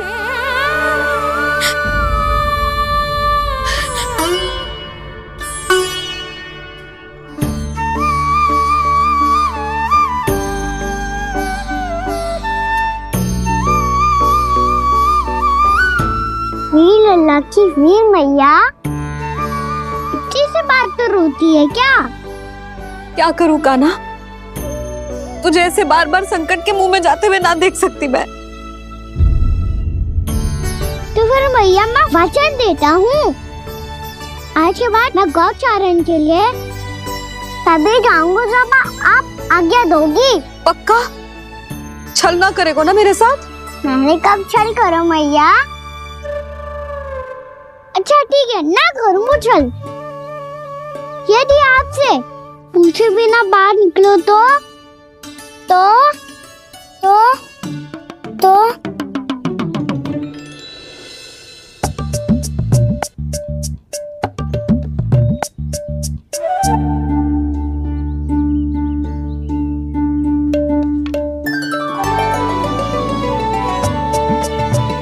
ये रही आपकी छड़ी और ये रही मेरी पीठ। सेक देना तापर तोड़।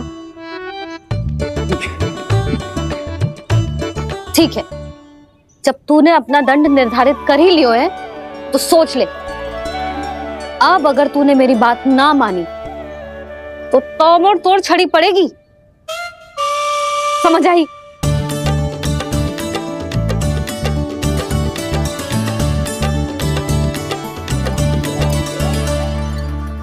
अच्छा ही है कि कान्हा कुछ दिन घर ही रहे। आज वन में जो हुआ है अवश्य कंस ने ही करवाए हुए वो सब।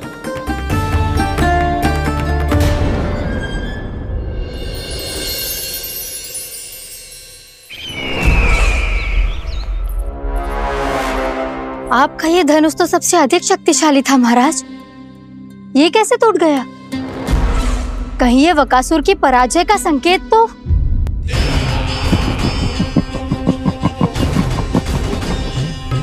प्राप्ति, लगता है तुम्हें शुभ समाचार मिला नहीं। उस बकासुर ने उस विष्णु अवतार को जीवित ही निगल लिया है। अरे अब तक तो उस नन्हे से बालक को पचा भी चुका होगा वो। उसके तन में रक्त बनकर वो विष्णु अवतार और उसकी शक्तियां दौड़ रही होंगी। क्षमा कीजिए महाराज। क्षमा कीजिए। इस अशुभ से मुख से शुभ समाचार आने दो। माथे के बल को ढीला करो, चेहरे पर मुस्कान लाओ और कहो, महाराज, वृंदावन में मातम फैल चुका है। मैं ऐसा ही करता महाराज, यदि सूचना सत्य होती तो।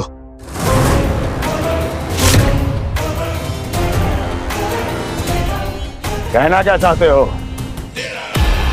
एक क्षण में सूचना उगलो, अन्यथा मेरा योद्धा बकासुर विष्णु अवतार की तरह तुम्हें भी जीवित निगल जाएगा। आने दो। बकासुर मारा गया महाराज, बकासुर मारा गया महाराज, बकासुर मारा गया महाराज। बकासुर मर चुका है? असंभव। असंभव। बकासुर ने उस बालक को निगल तो लिया था, पर उसकी सुरक्षा करने के लिए सभी देवता वहां प्रकट हो गए, पर फिर भी कोई बकासुर का सामना नहीं कर पाया। और फिर क्या हुआ? वो बालक स्वयं ही बकासुर के उदर से बाहर आ गया और उसकी चोंच तोड़कर उसकी हत्या कर दी।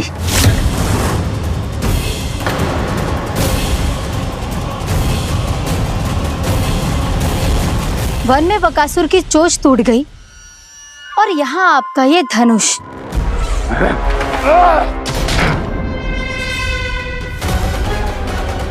केवल नहीं टूटा तो आपका ये भ्रम महाराज।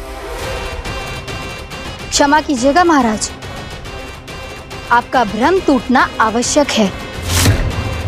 आवश्यक है आपको यह आभास होना कि उस विष्णु अवतार को पराजित करने के लिए आपके साधारण योद्धाओं में वो सामर्थ्य नहीं है। अच्छा सर, उतना तृणावर्त, बकासुर, ये सब साधारण नहीं थे प्राप्ति, साधारण नहीं थे। फिर तो ये और भी अधिक चिंता का विषय है महाराज, क्योंकि इसका अर्थ तो यही हुआ कि वो विष्णु अवतार कुछ अधिक ही असाधारण है और उसका सामना करने के लिए और उसे मिट्टी में मिलाने के लिए आपको एक ऐसे अस्त्र की आवश्यकता है जो उसके सामने ना झुके और ना ही टूटे।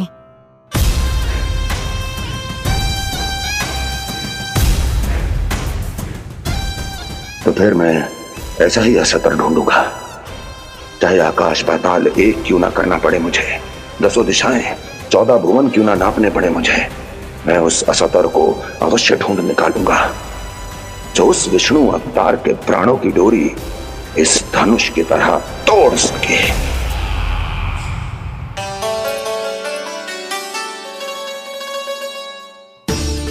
थैंक्स मामा ने मैया को वचन दिया है कि जब तक नहीं चाहेंगी मैं वन नहीं जाऊंगा, इसलिए आप मुझे मारने के लिए कोई शक्तिशाली असुर ढूंढने में व्यस्त रहो।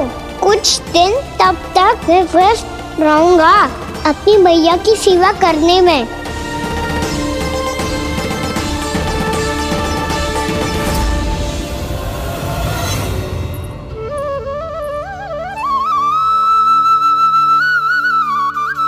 लो मैया, तुलसी जी को चढ़ाने के लिए जल।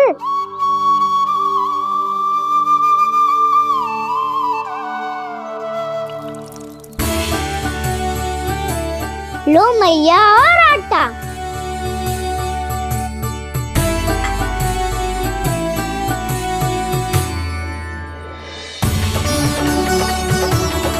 लो मैया, बेलन।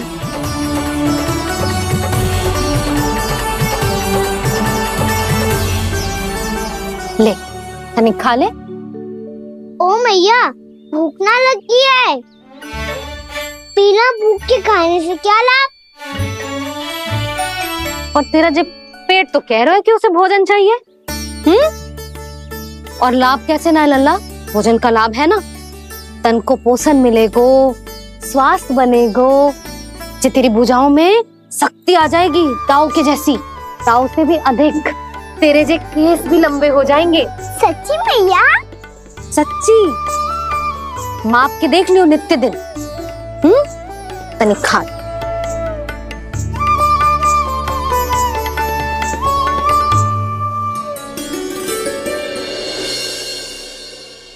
मान के मैया का कहना, छक के भोजन खाते हैं,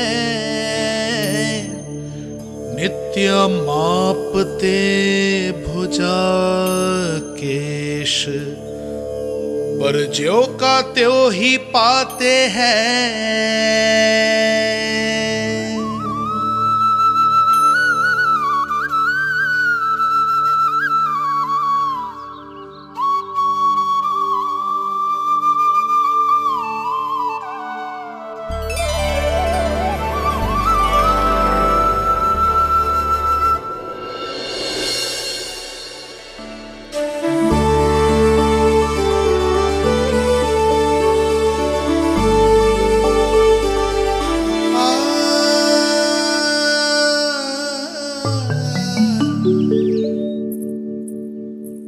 ले लल्ला, फल खा ले।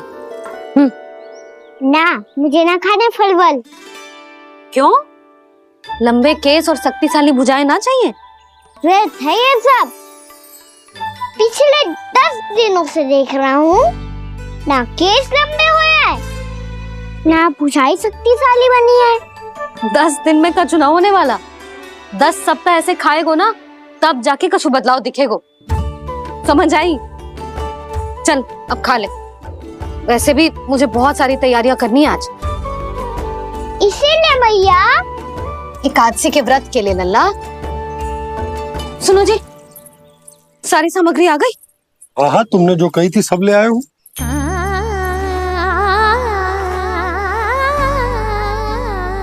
इसमें नारियल तो है ही ना, उसके बिना मैं एकादशी की पूजा कैसे करूंगी? यशोदा, मैंने भोला से कह दिया, वो लेकर आते ही होगा, घबराओ मत। कैसे ना घबराओ जी, आपको पता है ना एकादशी का व्रत मेरे लिए कितना महत्वपूर्ण है। पतो है। अरे इसमें तो दिए भी ना है। दिए ना है? अब मैं अभी लेकर आता हूँ। आप रहने दो, मैं ही लेके आती हूँ। भक्त भोला राम के यहाँ से है? भक्त भोला राम? मेरा अर्थ है कुमार भोला यहाँ के यहाँ से। हाँ हाँ, वो ही।